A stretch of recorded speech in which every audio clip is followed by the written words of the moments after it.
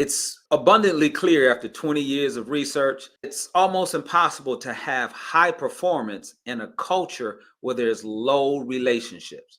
You are now listening to the Lifelong Learning Defined podcast with your host, George Valenzuela. This is education coach George Valenzuela. Welcome to the Lifelong Learning Defined podcast, where I provide all educators, whether instructional leaders or teachers, tips on how to be their best both personally and professionally. Now let's get into it. We are here today with Coach Carlos Johnson. Carlos is an education speaker, coach, author, and administrator, and he's also a new friend of mine. How are you? I'm fantastic. Thanks for having me on, George. I love that you excel in three major areas of your life. Number one, you put your family first. Two, you're very dedicated to educational coaching and consulting. And three, you're very passionate about mentoring young people, especially young men. Before we dive into these topics, please introduce yourself to our audience. I am Coach Carlos, and as you continue to listen, you'll understand why I use strategically and intentionally the name coach. It's not just for branding and hype purposes. There's some psychology and processes behind the name, and I'm glad to be here. Jamila Loving at Solution Tree from time to time reaches out and recommends people she feels are excellent for this show. Carlos, you're one of those people, and I'm so excited to finally get to speak to you. I'm a fan of yours. I follow you on social media. For the audience, the coach is over 20 years in the game, so you're in for a treat. Yeah. This is the Lifelong Learning Defined podcast. And on this show, we focus on self-improvement by interviewing people who are excelling in three important areas of their life so that we can learn from them and experience similar success. Coach, tell us about your family and why putting them first is important to you. At the end of the day, that's my resting place. I have a lot of friends and a lot of people who love me out there, but when I come home, this is where grace and mercy is. This is where I know that whatever I've done, it's going to be okay. It's going to be okay. So family to me is next to my Lord and Savior. Family's next. Being on the road a lot, you get to experience a lot of obstacles. And especially very early on in your work, you feel those things a lot more heavier. Yeah. But when you're home and you're in your castle and you're with your queen or your princess or your family, it makes you feel a lot better. Tell us about your family. Married, one son. My son he graduates in May, thank God, from college. He's at Palm Beach Atlantic University in Palm Beach, Florida. I find every reason I can to go down and see him. I take my golf clubs with me and I find a reason to go down there and see him. But that's where he is. He's our only one. And so far, he's making us proud. My wife is a professor also. We're both educators and we love what we do respectively. I have an 18-year-old and he's doing his own thing right now. And at times I feel like he doesn't want to hang out with me as much. Yeah. What would you tell a parent that has a child that's older, like yours and mine, and is having difficulty connecting? Wow. Great question. This is a question that happens often when I'm speaking at parent conferences, doing parent workshops. And what I do my best to help parents understand, and this would be the same advice I would give you, close friend, whoever, parenting, we're not just involved, it evolved. Our level of engagement, our level of tolerance, the relationship at 5 years old is different at 15, is different at 25. We're still involved in their lives when they're 5, 15, and 25, but our involvement evolved. So the dad I was at 5, when he was 5 years old, I'm not that same dad at 15. I'm not that same dad at 18. I'm not that same dad at 25. I'm still his father, but I'm not that same guy. And our relationship changes. Sometimes it's awkward because one of us are still holding on to that previous version. Ooh. So as a father, I'm still holding right. on to the 15-year-old version when he's now 20. Right. And I have to evolve my involvement. And sometimes, George, it's hard because we haven't changed, but they've changed. Recognizing when to jump in. It's like that double Dutch thing that you see where the person is standing back waiting on when to jump in and time to jump rope just in time. It's the same thing in parenting. It's like, okay, when do I jump in? He's 19 now. He's 20. Do I say something now? Do I let him figure this out? But when he was 5, I didn't give him those options. When he was 8, I didn't give him those options. When he was 15, but now that he's 22, 23, my conversations had to change. My involvement had to change. It's always evolving. That's the encouragement I give all parents, that understand you'll never stop being involved, but it evolves. It's so interesting you say that, because my son is an assistant manager at the local Gold's Gym where I work out. And when Yeah, I go in there, he's like, "Hey dad, how you doing? Hey dad, you need something?" Things like that. yeah, yeah. But then I'll be on the couch and he comes home. He doesn't say dad. He's like, "Hey daddy, how you doing?" And he'll give me a hug. But Ah, in my mind, I'm still thinking that he doesn't want me to ooh, act that way, but then he hits me with yeah, that. yeah, That is so interesting. So you talked about parenthood evolving. I read a book by Eckhart Tolle, A New Earth, many years ago. And yeah, one of the things he said, the breakdown in relationships between mother, fathers, and children is that they hold on to parenting the same way you said, the same exact thing. They yeah, hold on to that long yeah, after the need for parenting has ended. yeah. It becomes like manipulation, where some people try to parent adults. When they don't get their way, they start to ignore them, they yell at them, all these things that really Yes, doesn't sir. work when you're an adult. Coach, navigating relationships with family isn't always Yeah, easy. that's right. Besides friendship, besides knowing when to parent, what's your secret weapon in general? My secret weapon is love. There's a Mm, term that I use called compassionate accountability. It's not just a term, but it's a philosophy that I operate by. And I don't always get it right, but when I get it right, it's sweet. Compassionate accountability. I'm trying always to be compassionate, but I'm also trying to hold that healthy tension between compassion and accountability. My son's away at school. He's still accountable to us, even though he's 21 years old. He's still right. accountable to me. I'm still Mhm. paying for things there. I'm still responsible for things there, but I'm still understanding that he's growing and I want him to grow and to be this independent man. And I have to be compassionate with that healthy tension. But at the same time, I'm holding him accountable. So it's that tension between those two terms. That's fantastic. And there's something I can say to Yeah. that. So I'm gonna Yeah. leave it right there. Folks out there listening, Coach Carlos is a heavy dude. Pay attention to what he's saying. Parenting, it evolves, it's never the same, and you have to focus on the tension, realize when it's there, know when to pull back, know when to hold them and Yeah. fold them. That's right. If you're watching this on YouTube or listening on Spotify or iTunes, please hit the subscribe button, please hit the like button, and share this episode with your family, friends, and colleagues who are interested in self improvement through lifelong learning. And now for a word from one of our sponsors. Are technology issues slowing you down at your school?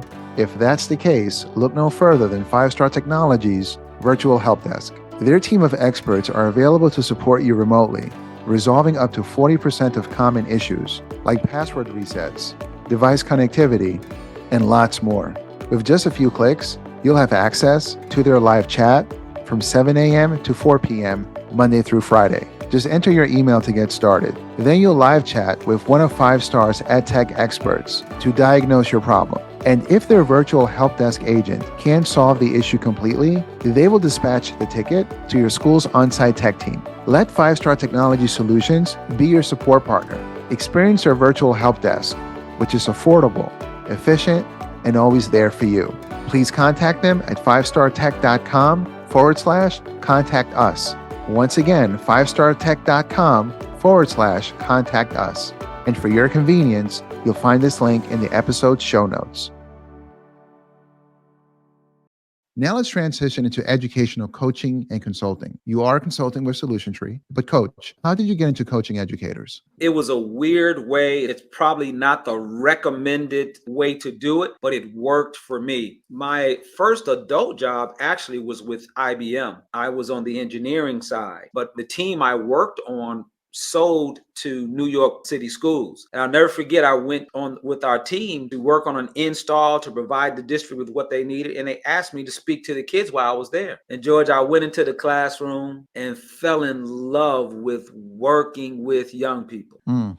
And went back to school to become a teacher. Got into the classroom and wrote a curriculum on how to build relationships and manage classroom behavior. And the curriculum took off. I started consulting from there. And then I went back into administration. And then now I'm just a full-time consultant using the exact same curriculum that I built while in the classroom, because it still works. Kids are still kids, and they perform a lot better and they're safer when they're in the space of healthy relationships.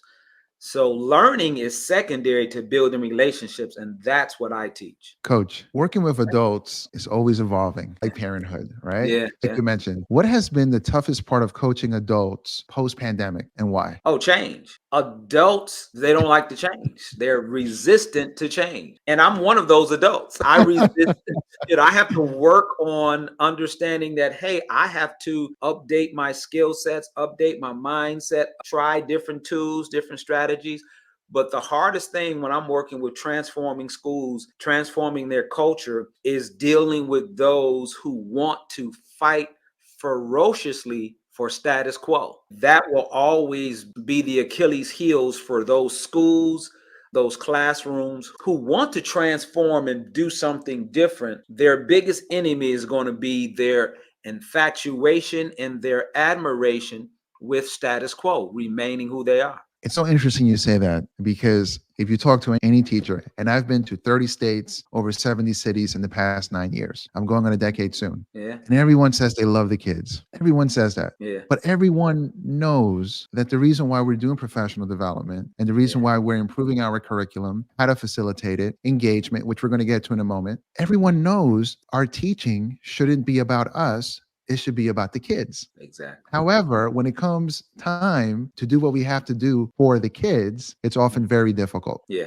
What advice would you give someone that is just starting out, wanting to be a coach, looking at you and saying, I want to be like Coach Carlos? What advice would you give them if they're just starting out on how to navigate this? For those who want to come into this field of transforming human behavior, because at the end of the day, whatever your specialty is, that's what you're doing. You are transforming human behavior, whether it's curriculum, whether it's behavior, whether it's policies and procedures. What you're doing is trying to best way to transform human behavior. So if you want to get into the consulting side, spend some time understanding the psychology of human performance. Won't take you very long, but it will be the one thing that you want to do. And here's the nugget. Human beings change basically for two reasons. You can go to school and take all the classes you want, but at the end of the day, we change for two reasons: pain or pleasure. That's what transforms us. Now, we'll talk about change, but for us to really go through the transformation process, it's got to be something that we're running from or something that we're running to. Here's a psychology experiment that everyone can relate to. When you study performance psychology, there's an experiment that's in everyone's book. Everyone refers to this experiment. It's a mouse that they tied a spring to his tail and put him inside a tube. What they did is they pumped in the smell of cheese. The smell of cheese drove the mouse towards the cheese, and they tested how much tension was on the spring. In the back of the tube, they pumped in the smell of a cat.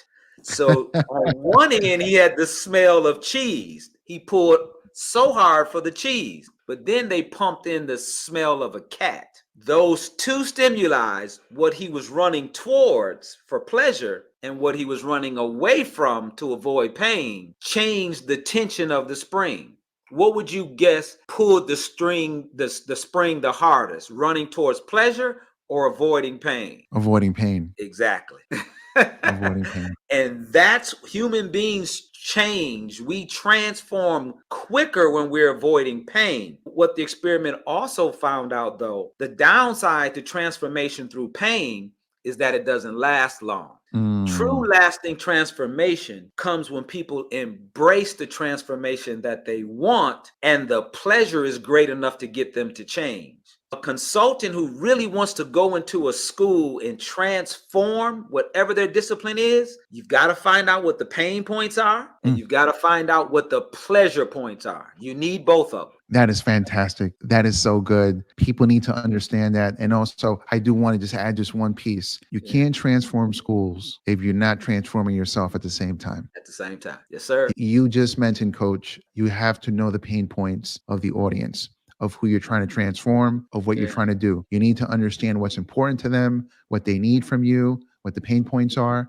If you don't do that, they're going to think that you have an agenda. That's right. That's the first thing. Most likely, they're probably right. Yeah. Focus on people. Focusing on the pain points of people leads into your book. You are a solution tree author, and I have your book, Power Engage. Hey. And I believe engagement is the most important thing that we can do as a coach, as a teacher, as an administrator. John Hattie once said that any new initiative where engagement isn't factored in is doomed to fail. That's right. Very early on in my coaching work, I referred to visible learning to find engagement strategies. I learned the factors that influence engagement, and some include positive interactions, communication, timely feedback, and collaboration. In reading your book, though, I found that you also include parents on this list. Can I read a part of your book? Sure. And this fascinated me. You said in chapter 7, every classroom coach needs an assistant coach, someone who cares and shows concern about students as much as you do, if not more. Someone whose concern goes beyond compensation.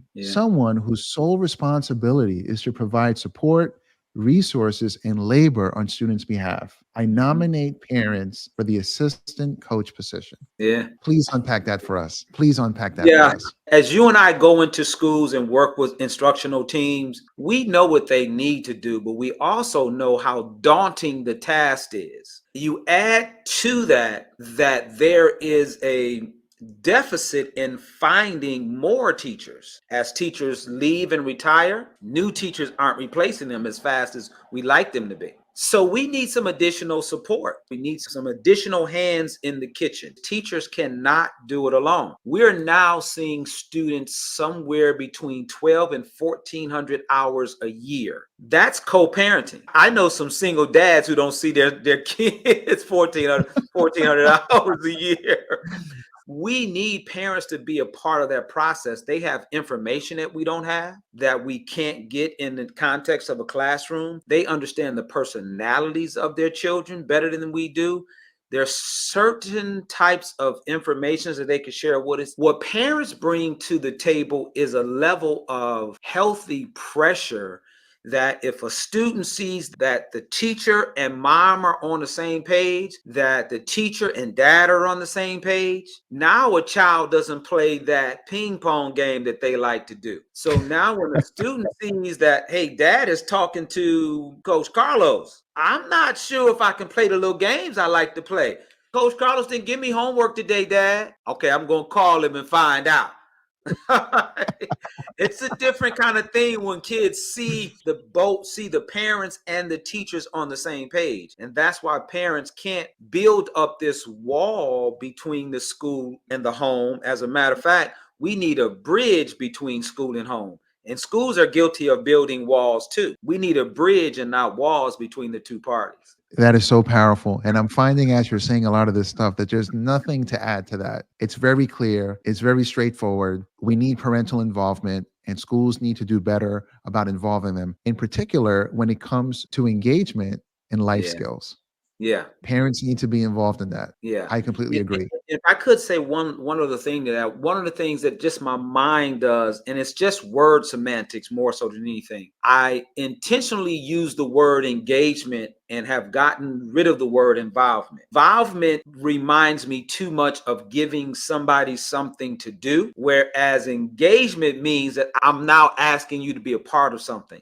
So it's a mind thing more so than anything else. I would encourage schools to have a mindset of engaging their parents more so than involving them. That's fantastic. Coach, there is someone reading or looking at your book and they want to be an author. What advice would you give them? It all depends on whether they want to self-publish or publish with Solution Tree.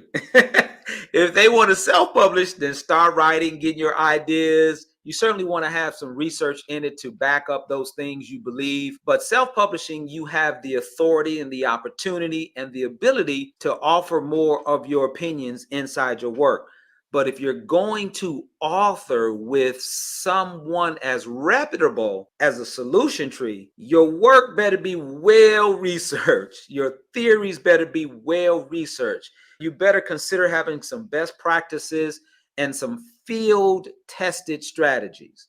And that will be the difference between someone writing. I've self-published 2 books before I got to Solution Tree, and literally when I got to Solution Tree and understood how rigid they were with their research, at first I went kicking and screaming. But as I got through the process, I realized, okay, now I understand why they're at the top of the food chain. Because when they call out a Solution Tree consultant, you can best and rest assured the book has been thoroughly researched and that the practices suggested in there have been tested in the field. In the PhD program, I learned about what it means to have your article be peer reviewed.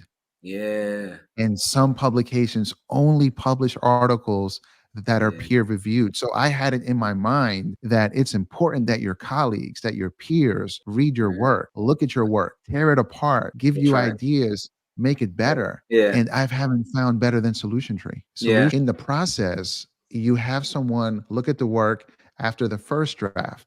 You also have an editor looking at you chapter by chapter your first time around. Then Yeah. after it's done, it gets peer reviewed again. Yeah. And Yeah. then it goes through another cycle of being looked at. Yeah. I am such a better writer now. Yeah. Yeah. I can't be any more thankful than for an organization like Solution Tree. Yeah. No, I totally agree. And I know what you mean. And I love their process.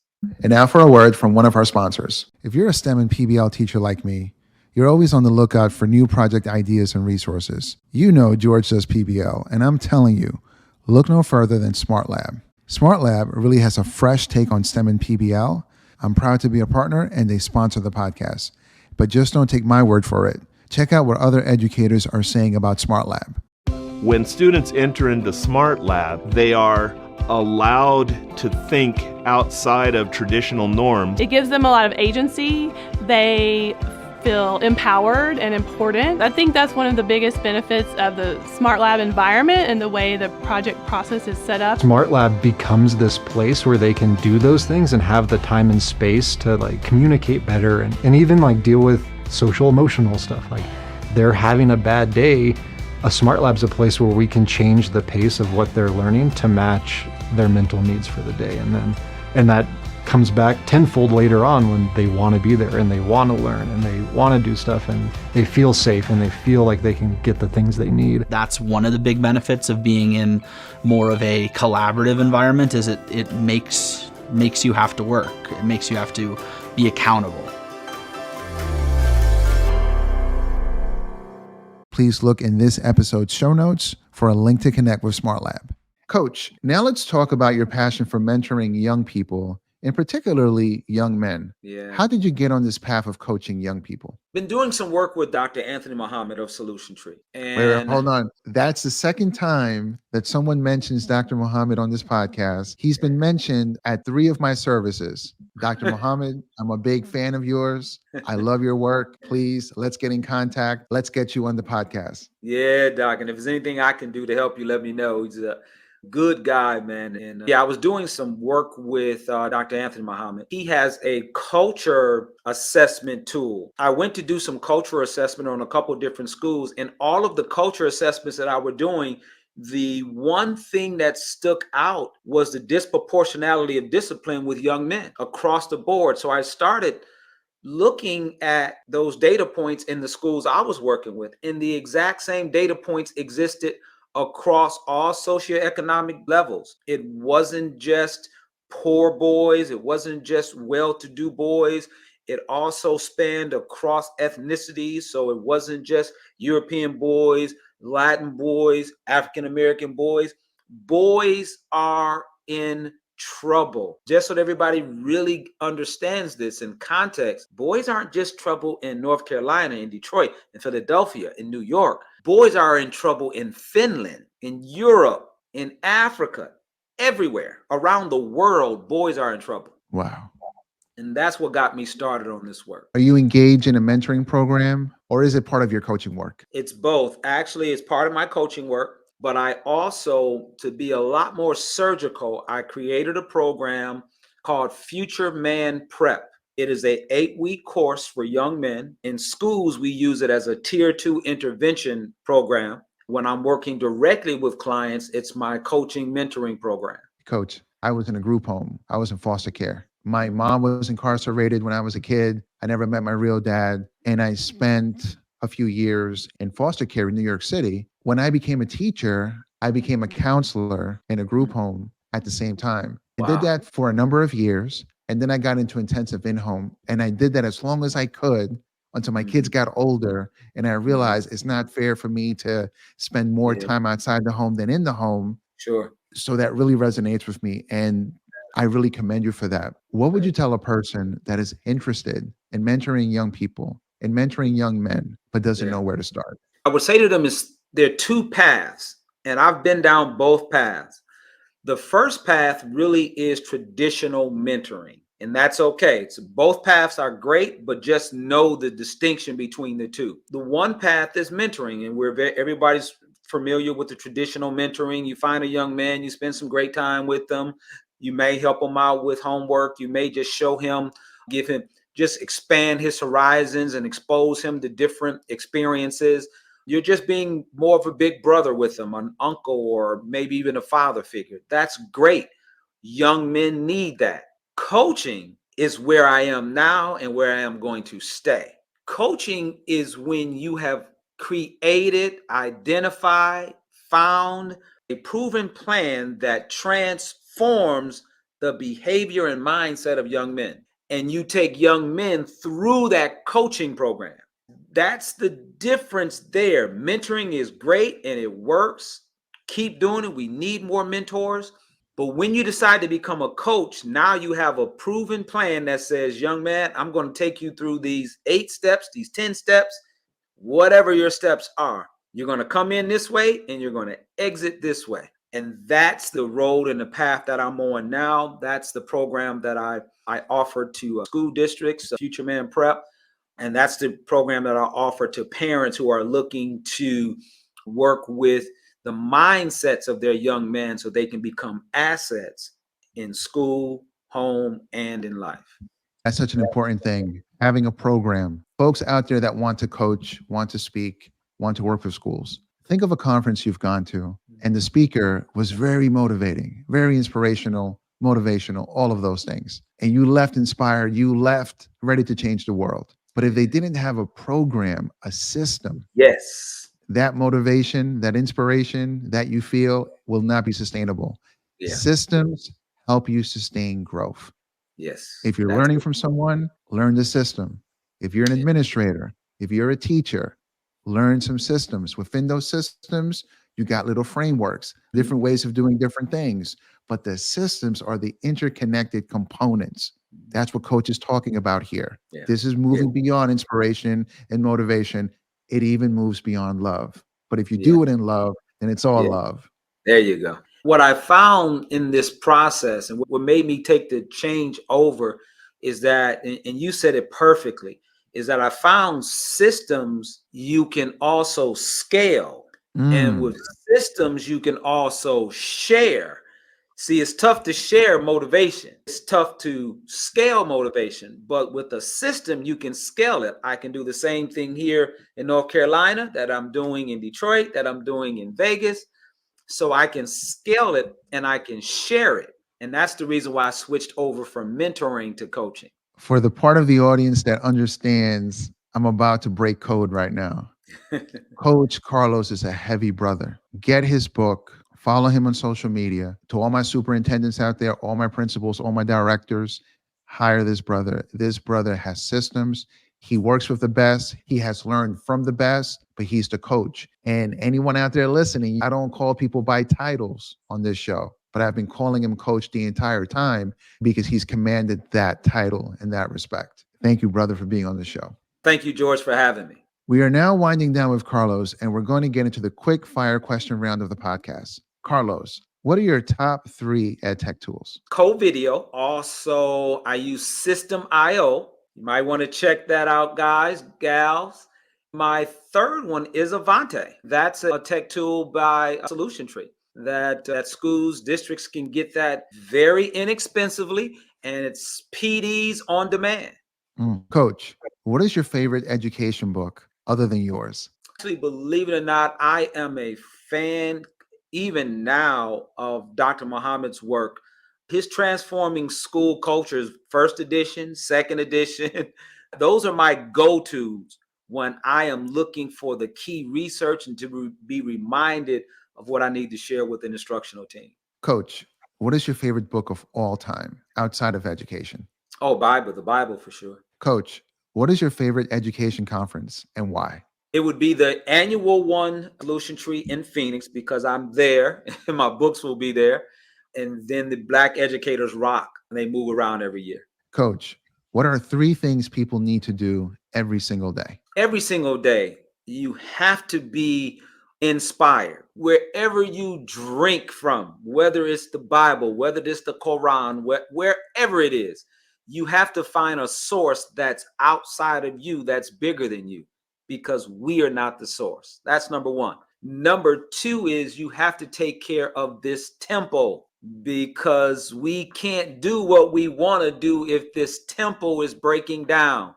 And unfortunately, too many of us are leaving here too soon because we're not taking care of this temple, whether that's eating right, whether it's exercise. The third one is you've got to find some people that you love and spend time with. Real, authentic time, because you've got to have an escape. And that's why I escape and come home. When I come home and I shut the door, I'm good. I'm good until the next day. Carlos, I picked 3 things I love and respect about you. And just to recap, you put family first. You're a great education coach, leader, speaker, and you're very passionate about mentoring young people. Is there anything we didn't cover that you want everyone watching or listening to know about you? My mission is my motivation, not the money that comes from the mission. And I encourage people to check what their source of motivation is.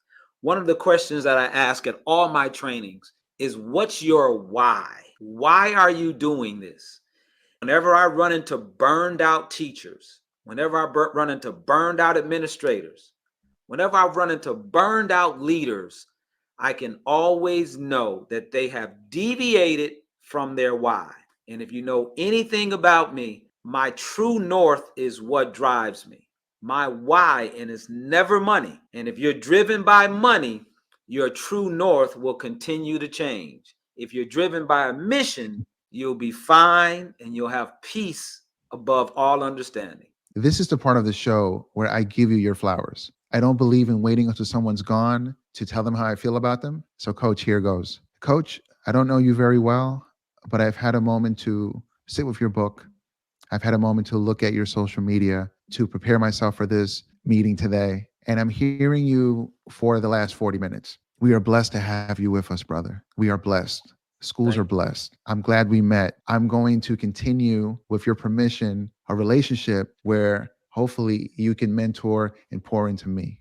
You are doing fantastic work. It's an honor to have you on here. There's nothing I can say to you that you don't know about yourself. I can tell. So I'm not going to even go there, but I will say that it's an honor to meet you. It's my honor to meet you also, George. All right, Coach, let's put this in the universe. Yeah. How can people all over the world contact you to speak at their event, at their conference, and to come in and put some systems in place in their schools? As Coach Prime said, Deion Sanders, I ain't hard to find.